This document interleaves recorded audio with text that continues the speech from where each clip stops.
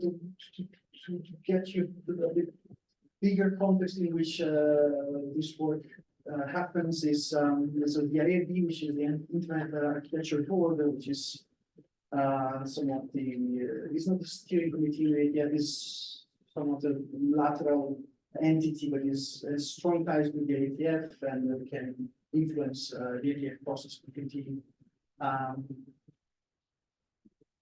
significantly. Has released a statement last September, stating the risk associated with attestation. And there's been some back and forth within IAB, the International Treaty Consortium. So we prepared a sort of rebuttal, then we went to discuss with them directly in person. So in the end, they didn't change the original statement because from a process perspective, they say they don't fix the previous statements, but they create the response to our rebuttal. So there's some mitigation of what the original statement was, which was a blank statement of this is dangerous. It was a bit of generalizing on one use case, which was way at the point in time, which is effectively a terrible idea, but instantiation of attestation are horrible. But the sort of context is there is some mistrust regarding the possibility of using attestation in some mischievous ways, in particular related to the how this could affect accessing public services on the internet. So web, GCP, for example, this kind of very, very bad. So we need to be aware of the context because of course we start with our use cases, but then we need to be aware of the fact that TLS is a very, very big beast and it's deployed everywhere. And so it's more in general, more 10,000 view that we need to have constantly to decide what to do in certain situation. So there's some policy. So that's what we're trying to say. There's some policy that needs to be taken into account.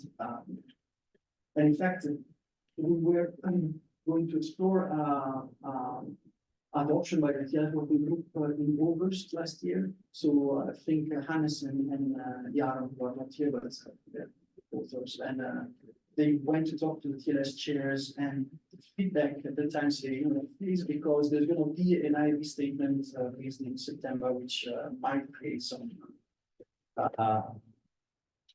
shaky ground. So wait a second, and that's why we didn't go there at the time.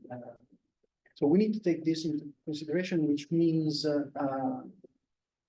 we have to have a very good story for the centralization aspect. So who's controlling the verifier? So the politics around what the choke point is in terms of authorizing the communication flows, who's in control of that thing.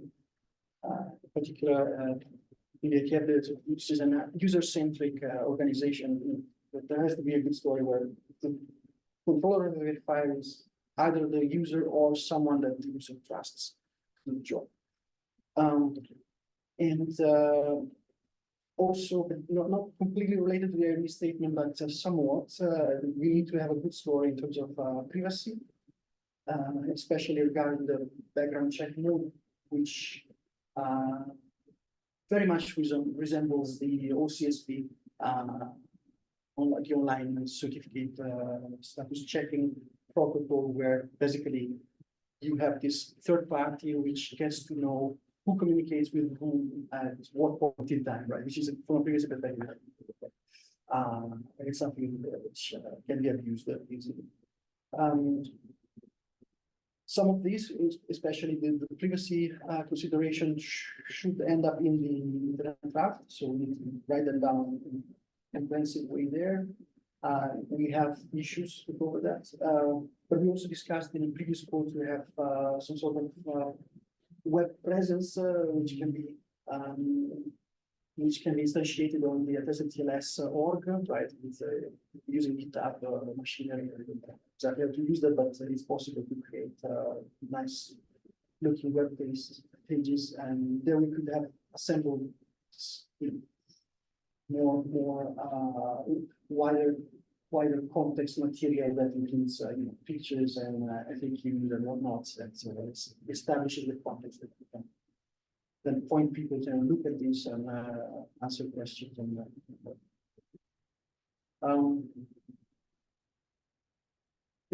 yeah, so Yaron has created this Attested TLS org on GitHub, so that's where we are hosting all the stuff.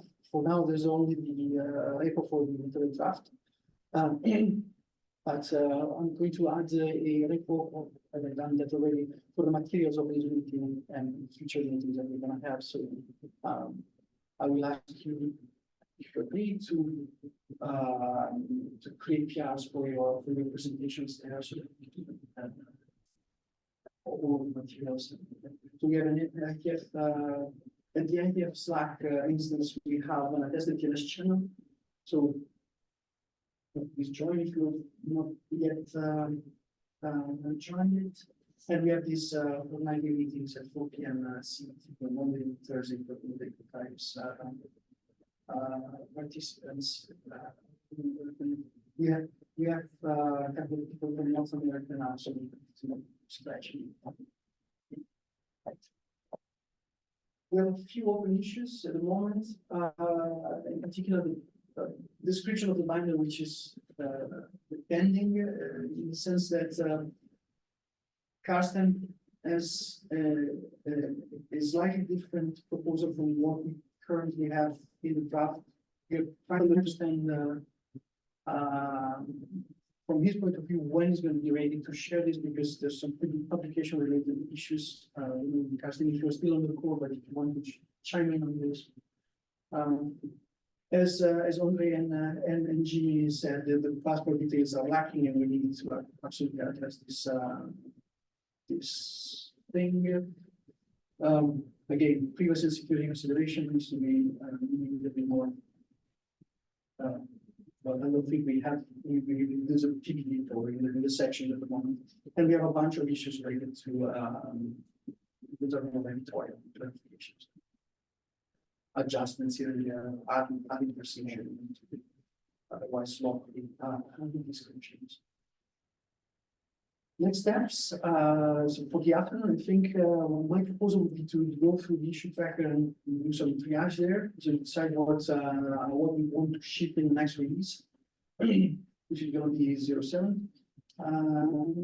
And start going parallel with addressing these selected issues and come back with PRs that we can then discuss on our Monday and Thursday meetings. And then publish 07, which is due by the 8th of July. This is the cutoff date for ITF 120. And well, then we need to go and seriously get back to the chairs for adoption report. And there's going to be, well, there's a timing decision here to make, opportunistically, we decide together what to do, whether we do that in Vancouver in 2020 or one afterwards in the I have no specific preferences, but something to discuss. Okay, that's it. I have this, which I should have put into the original. Why we need Attested TLS instead of the TLS. It doesn't matter. Any questions? How do we decide when to ask for adoption, Vancouver or W? I would like to call Jarons and Hannes on this. I think they have, especially Hannes, is a better grasp on the political situation. So.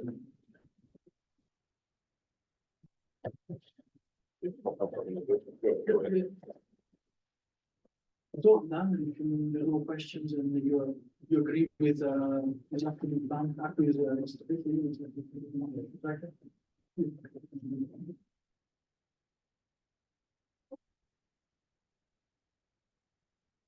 now, John.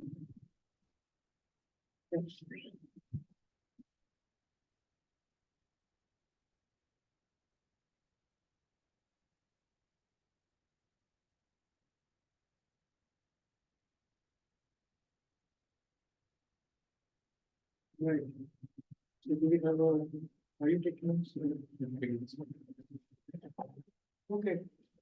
So, yeah, I talked about formal verification as one of the building blocks in the whole stakeholders which are involved in the whole process of going from specifications, implementation, up to the deployment, whole process, formal verifications being an important part. And Thomas also emphasized that now it's a part of the TLS working group. So one cannot really avoid that. It's part of the process itself. So what we did here was a related project. So Attested TLS in the wider sense, I will share some of the challenges that we faced in the formal verification of Attested TLS. And it was a joint work with Arto, who's also here, Hannes and Thomas. Hannes couldn't make it, so and I also want to thank a lot Noant who has actually provided the funding to be here. Thanks a lot for the sponsorship.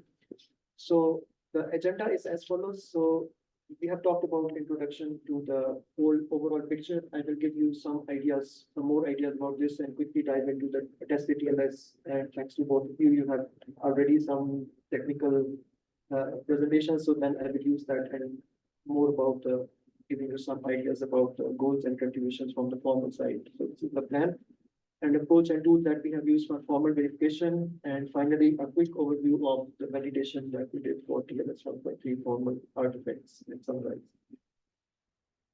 Okay, so starting for the introduction, don't be scared of maths. So whenever I see like non-formal community, so when they hear about formal verification, they just close their ears and close their eyes and everything. So it's not that scary. It's actually we need, or what I'm, the whole purpose of this actual talk is that I'm not alone going to do the formal verification.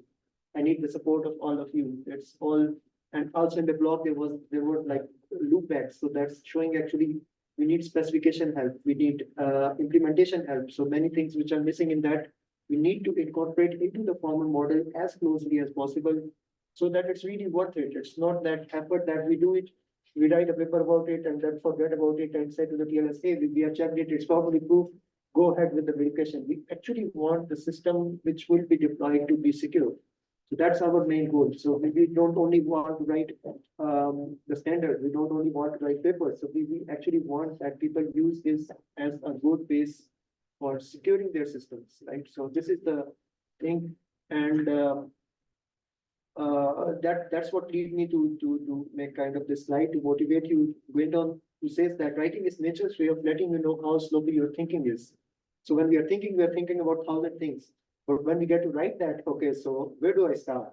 How do I actually connect these things? How do I make a flow of the things so that it's usable? So when we think about, when we put ourselves in the shoes of the reader, how will the reader actually perceive this thing? So it's really completely different. And that's where he kind of leads to this thing from thinking to writing and connecting it with another quote from Leslie Report who says that mathematics is nature's way of letting you know how sloppy your writing is. English can be interpreted in many, many ways. Any language, not other than English. I'm not criticizing English. So writing can be very, very difficult. So one can perceive. So all of us in this room have different experiences. We have gone through different paths, different knowledge base, different experiences, different projects. Maybe some of us have common projects also, but each one of us has different knowledge base. How do we write for an audience who is very diverse? So it's actually this thing. Going one step forward, formal mathematics is nature's way of letting you know how sloppy your mathematics is. And that's the thing that we want to go to, so that it's not only maths, it's formal maths, that we have a well-defined semantics, what exactly each thing means. So that's where we want to go to, and this was just to inspire you to be more precise or to contribute to this thing. And Attested TLS, we have been talking since the morning on this. I have a wider perspective of what the Attested TLS is. Attested TLS in the center. So there are three, this triangle is showing like three different forms of the attested TLS, meaning that I can have it in the pre-handshake form, intra-handshake form, and post-handshake form. That's where I was referring to the implementation talk that gave that. Okay, so we can do it as, and thanks to Arto for coming up with this concept, which is, I really like this, which is that we can do it in three different ways. Pre-handshake, that it's before the TLS actually starts, it's going to do the signature of the evidence from the remote attestation part. The main thing is when we do that signatures, right? So now narrowing down my definition to the using the list one, which is the signature. So we can of course do it like other ways, like MAC or something. So whichever cryptographic mechanism we are using there, so it's doing before that TLS has even started. So it's pre-handshake. And the intra-handshake one, when it is done within the authentication phase. The authentication, the TLS at a high level handshake has two parts: key exchange, where client hello and server hello things are going on, and they come up with a mutually shared key. And the authenticate part, the certificate verify and finish, they form the authentication part. And here is where the signing of the evidence is proposed. In the background check model, it is in the intra-handshake, the draft I'm talking about. That was just explained. And the post-handshake, the final form is that one can do the signing of the evidence when the TLS is now finished. So if the TLS has finished, we do that signing and then we use that evidence. Right. So what I'm going to describe now is the Intel's TLS, which is one of the most commonly used forms of the pre-handshake attestation protocol, which means that the signing in this case is done before the handshake has even started. And it's widely used as it's used in Grameen, RATS TLS, Open Enclave, Attested TLS, SDK, Attested TLS. Of course, like it has nothing to do with the draft, but from a formal perspective, it was one complete protocol which was specified. I will show you how it was specified. It was poorly specified, but at least it was specified completely. Complete in the sense there was a paper about this, so not in the sense of completeness. There are a number of implementations, there are a number of deployments which are actually using them. So this was a starting point that, okay, so what can we learn from this and use it in the formal verification of the attested TLS draft, the intra one, the internet draft. So we started with this goal of formally verifying Intel's RATLS. But the contributions are more than that, which is, I will not describe the first part, which is the formal analysis of attested TLS for TEs. There exists one for TPMs, but there is none for TEs yet, and that's the contribution. But what I will focus more on and what's more relevant here is the validation of the formal model of the TLS 1.3 key schedule. And it revealed three major issues within that key schedule implemented by India, which is the link here. Right, so the approach and the tool. Quickly about the approach first. In formal methods, that's called as symbolic approach, which means that we do not have really like all the variables or all the implementation details. We abstract out many things and represent them at a symbolic level. So each, let's say, message which is sent over is represented by one specific symbol. And the tool that we use is called GoVerif. Now they have a nice logo for this. High-level idea about the approach. We start with the specifications, relating it back to the figure that we had in the morning. So we start with specifications. For a form, we create a formal model out of that specifications and also what properties are required from that. So formalizing that as well. That is what was the protocol intended to achieve. What were the requirements that it was trying to achieve? So, and based on these two things, one can do the formal analysis or verification of that whether the property that it claims is it satisfied or not. So if it's satisfied, we have a proof of that. If it's not satisfied, we have an attack on that. So that's the normal high-level flow of any protocol. And what's important and what I started with was like all the stakeholders' involvement. So it's not me alone who is working. We need your help, which means that the validation part to make it as close as possible to the actual thing to be really usable rather than just doing an academic piece of work. We really need your help for this validation part specifically. Okay, so to describe you what were the challenges, that brings me to this thing on Intel's RATLS. Here's the paper from Intel. That's the white paper written back in 2018.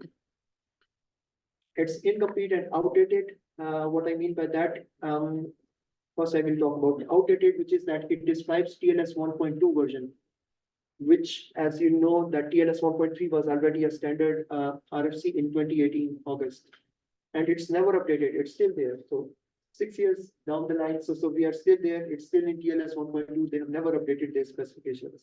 So, yeah. The implementation that you listed before, they all do one to. So the implementation you listed before, Grameen, the last TLS, but they all require 1.2, and they cannot do 1.3 or. No, the implementations actually support 1.3, but this is about the specifications. Okay. So the specifications that they have are only in TLS 1.2. Sorry for the confusion. And what I mean by incomplete is that they describe two things, which is, hey, this is remote attestation. This is on the left how it works in the paper. Hey, this is one TLS 1.2, and the paper titled Integrating Remote Attestation with TLS never actually precisely describes how do I precisely integrate the evidence within that TLS thing, which is kind of funny to me. But anyway, thanks to you for your diagram that clearly describes where the evidence is put in. So that's really important for us as formal verification community to know actually what we want to verify and not to read between the lines to see, hey, can it be here? Is it here or is it here? Or how do I go about this? And keep in mind that when I say TLS 1.2 to 1.3, I hope all of you are well familiar, but it's a complete change. It's not a version update. It's a complete change in the protocol from this to this. All the messages are now completely changed. So it's not really saying it's a version update. I would say it's much more than that. Okay, challenges from the formal perspective. We had very few comments in the database that existed for TLS. We did formal verification for remote attestation. We did for TLS. We thought, hey, this is only combining the two things. And way back, like going back like 1 year or something like that, I think the time then when we started, I said, okay, so we have for formal verification for remote attestation, TLS already exists. I haven't seen that, but I will see. So India people, they are good people, so they will hopefully have something good. So we can just merge it and then we will be good to go. But when we actually started exploring, very few comments, literally no comments in the main processes for TLS server, TLS client, and so on, literally a mess. So we had to figure out what these variables actually mean and so on. So we have added extensive comments. It's usable for everyone for future extensions, not only for attested TLS, but for any extension of TLS. Second issue or the second challenge, that validation that was performed by India for draft 20 was incomplete. What they actually did was, they claimed they did some validation, but it was incomplete. We designed an automated validation framework for the key schedule. Third challenge, when we combined, when we made a very small model of putting an extension of remote attestation, that is the evidence, into the TLS 1.3, it kept running on for 1 month on high-end server, which was Ice Lake machine. And for comparison, like the TLS artifacts by itself, like would complete in 5 minutes. So I thought, okay, 1 day, 2 days, 1 week.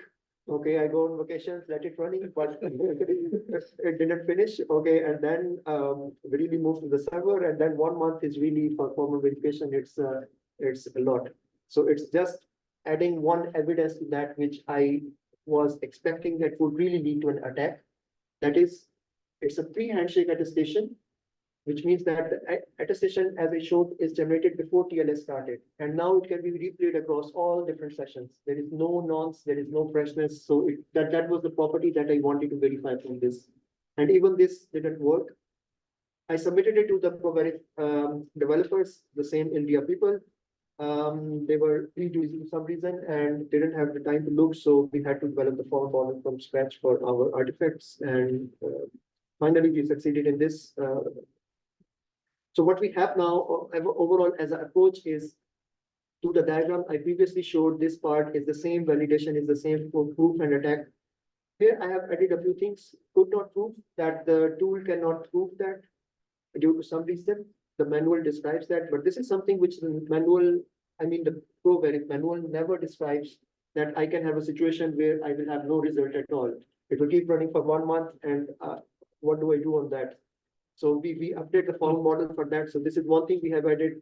So validation as, yes, please. The result is not an explicit signal, it's just going off, so it doesn't complete. The station doesn't complete. And no result, right? Yeah. Yeah, exactly. So it's not that saying I have no results. It's that Yeah, it doesn't say that. It I have doesn't- no result, it keeps moving. So Okay. like this much on clauses, this much on clauses, and okay, so it's going. We never know whether it will terminate. We don't know whether it will not, or what the issue is. How do we try to fix it? The manual provides absolutely no guidance on that. So what do you do?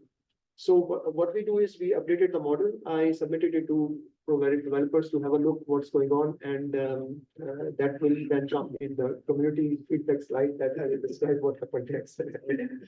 Okay, so the storyline of this slide basically is that in case of no result, we update the model. We have some things, and we have added this validation part in our formal model to do some sanity checks so that it's really close enough to the real thing and not really an abstract thing which is far away from the draft. Okay, quick overview of the validation of TLS 1.3, what we did, what the draft described, and how did we validate it. First, the key schedule. This is a very high level picture of TLS 1.3 key schedule. There are 3 similar looking blocks, which is the first one is for the early secret generation. The second one is for the handshake secret. The third one is for the master secret, and each one of them use 3 functions, which are HKDF expert, derived secret, and HKDF expand level. And from the left are the inputs, secret inputs, like PSK pre-shared key for the first stage, GXY representing the shared secret that they have done in the negotiation phase. And then the third secret is 0, which is also a constant. And on the right are the keys which are developed from this phase, from each of these phases, along with the early secret. In this case, is the key binder and so on. Okay, and finally, we have a PSK prime, which is the PSK to be used in the next stage, which we can use for session resumption. So this is the overall key schedule, kind of high level overview. Other than this, it also needs the logs, which both parties, server and client, are generating. So this is showing also that, and from the top are coming the IKM inputs. Okay, and this is from the section 7.1 of RFC 8446. This describes only the first stage of that. And what we did was that we added the next stages, which is exactly shown on this, not to be read, but just to show that we have now, starting from the PSK up to the PSK for the session resumption, we have all the key schedule represented nicely. What are the functions through which it's going, and to use it in the formal model. So this is the key thing, that this thing can be read by anyone who is not formal. And we try to, or at least I try my best to keep it so that it's also readable by people who have no formal expertise, so they can give their input on this. That, hey, this block that you are using is not doing this, this is doing this in the specifications.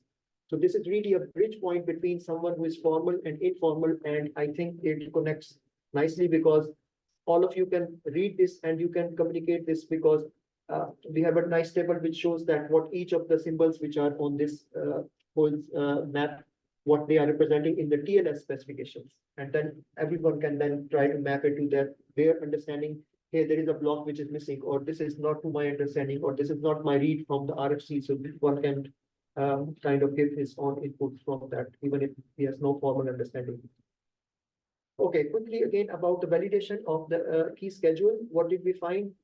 Very simple validation framework, which is just an equality comparison. Nothing more. We take TLS 1.3 specifications.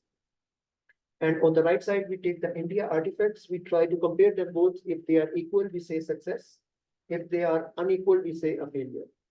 And what we found with this very simple framework is that I think 8 or 9 out of these 11 or 12 like are resulting in a failure, which means that many of the keys actually which India generated were actually wrongly generated.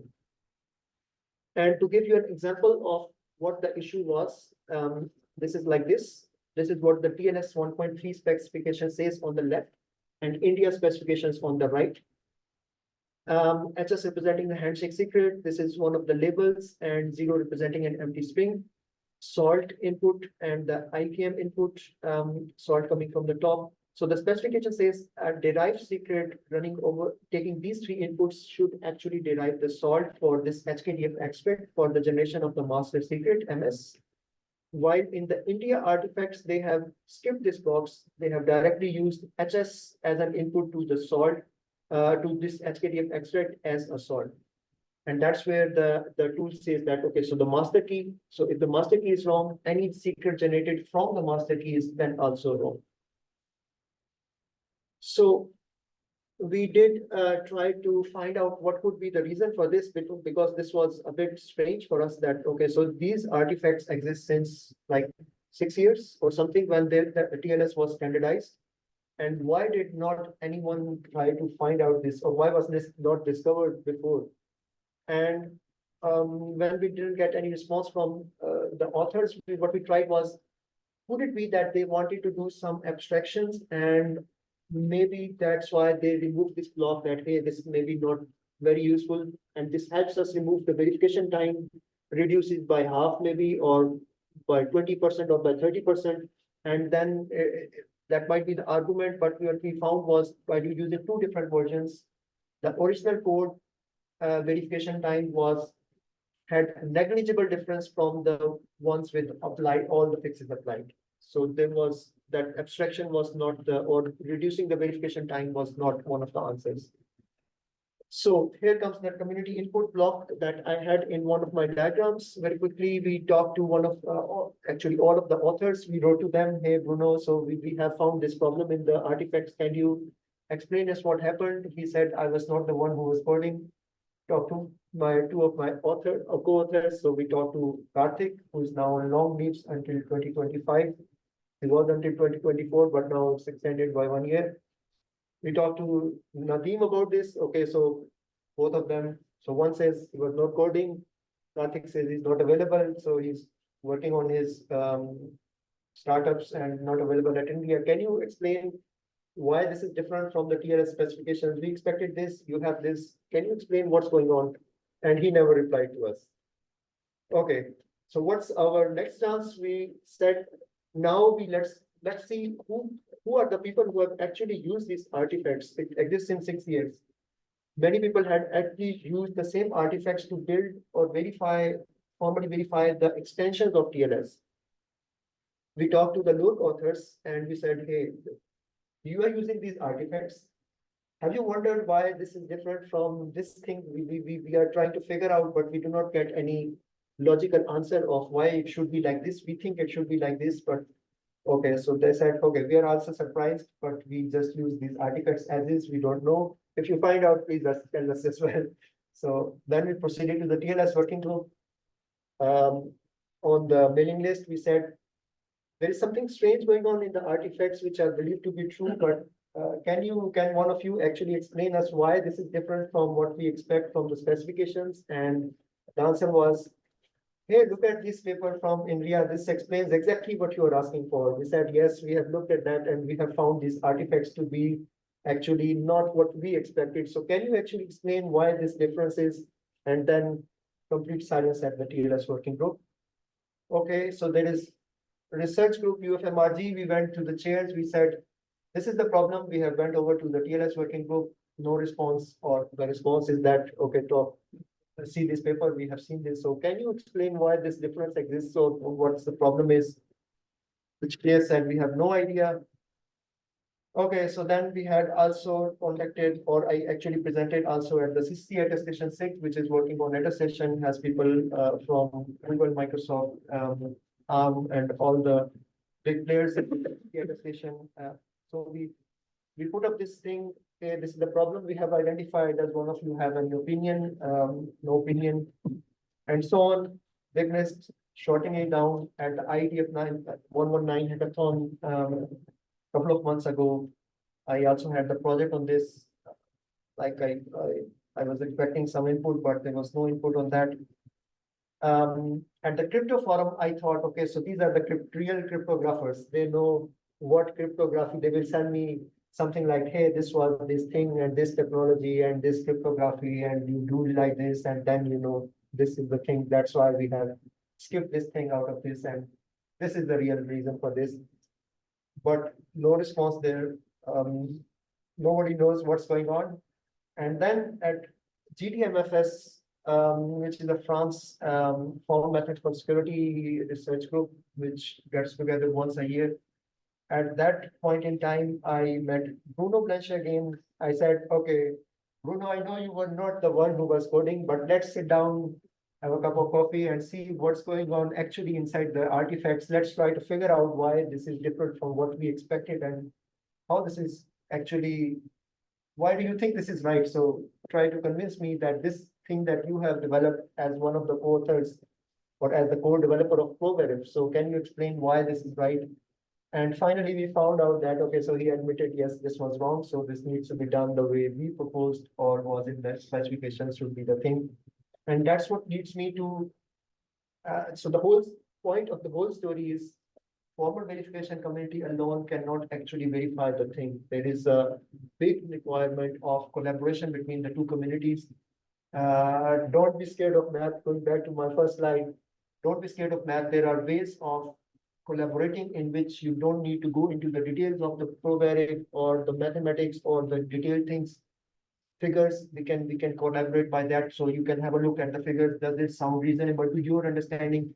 Overall figure diagram, specification diagram, you can have a look at that. Is this what I have modeled? Let's say, is this reasonable? Does this look reasonable to you, or is it completely different from what you expected, and so on? So that's, I think, the core point or the take-home message for this. Yeah, the India's draft 20 schedule was wrong. Validation is very crucial. And what I do not explain to you that we found also that the Intel's RTLS is potentially vulnerable to replay attacks. That's what we extended this work due to lackage of time. So I'm not explaining that. Why I still include that, because this is requirement for a standardization. So the solutions that exist are used in our mainstream, let's say, solutions are not sufficient. We really need something standardized and formally verified attested TLS. We do have a few open questions which we are still looking into. Whether RTLS is, whether it is possible to fix RTLS in itself rather than, let's say, going through the path of a PhD, which Thomas explained, like 3 years. By the way, I'm a 7th year PhD student, so PhD is much longer than much longer than that. So yeah, so this is one question that we have, whether it's really possible to fix or is it unfixable? That's really going to be a very strong point for, if it's unfixable, so then we really need to move or to focus all the energies on the draft to move it forward. If it's possible, probably we can, some implementations can, at least for the time being, while it's being standardized, some implementation can still benefit from that kind of a fix, the SGX one specifically that I showed. Okay, so final point, the security of IETF draft. This is something that is questionable because not yet formally verified, and it's also not only a theoretical question, but also a requirement from the IETF TLS working group, as Thomas already explained. These are the key references, and other than the co-authors which were working on this, I really want to thank Yonat, Yaron, Yogesh, and anonymous reviewer for HCBS conference, where he gave very good reviews for us. Like he wrote like 2 pages. Really spent some time on a long draft that we have 20 pages double column. Really need some time to go into the details. So yeah, we are very thankful to all of you who have contributed to this work. And we believe, as a final remark, we believe moving from this thing to the attested TLS draft is not let's say a major thing. So we are very close to what we have We have gone through all the major things for TLS. Now we are well versed with remote attestation and TLS.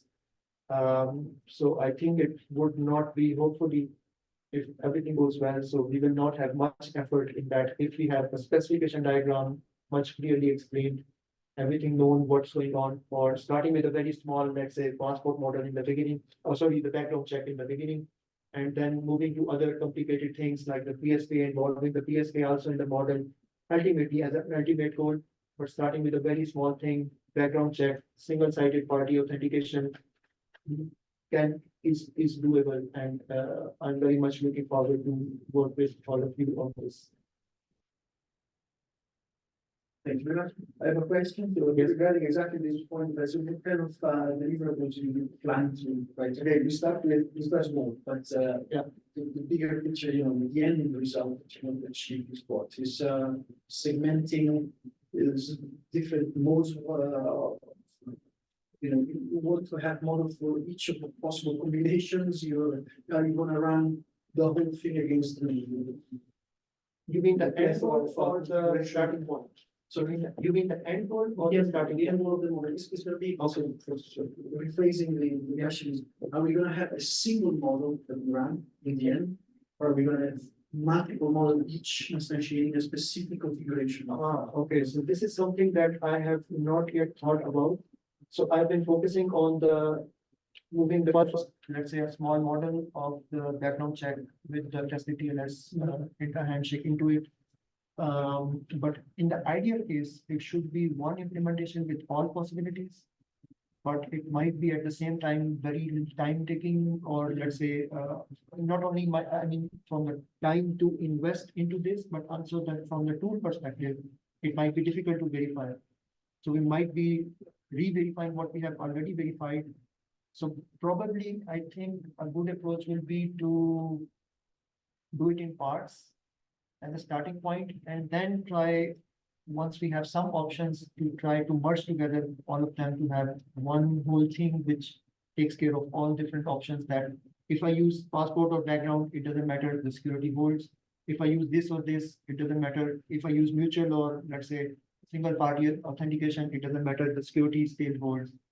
So ultimately, ideal case is one implementation for everything if that works. Okay. But other than that might be through small incremental things in the. I label the dimensions are the modes, so passport and background, and the mutual or Mutual or one side. which direction of Yeah. authentication you need, right? Yeah, so these are the two clear different Axes. things. It's also the thing balance, certificates with or without certificates. Through that. With or without certificates. Yes, yes. Mhm. Okay. Thank you. This was the last, so we close with just 52 minutes. That's brilliant. Thanks very much. I don't know if I'm, should I, yes, I should. Thanks for your contribution, and yeah, we'll continue in the afternoon with the hackathon. So sign if you want to participate in the hackathon session or not, and if so, what kind of track you want to follow. So spec forward day for implementation. And the hackathon room is here, I think. It's just. Yeah, so I believe we're not in here this afternoon, right? We only have this room for the morning session. I think the afternoon, in the timetable, it says session 3. Yes, yes. But that doesn't make sense because that's a presentation, that's not a hacking. So I guess we just go with the hacking room, Yes, which is just across the corridor. Yeah, that makes sense. Cool. The other thing is I will share with you the link of the repo for the materials so that you can send PR. It would be nice if all of you could join the order so that it makes it easy for submission review of PRs and stuff like that. So if you're interested, send me an email. I will provide the invites. So one quick thing I have is that I have made a tentative agenda, assuming that all of you are staying in the hackathon. So if it's not correct, please let me know. Or if you are not available in these timings, also please let me know so that we can try to check. I am okay. Okay, so anyone who is not fine with this time or is not joining. So this is really tentative, it might be that discussion takes lesser or longer, but I will kind of borrow 1% from your table to work with me or to discuss with me on things related to formal education. So that's what I expect would be kind of more useful for me as an outcome of this event.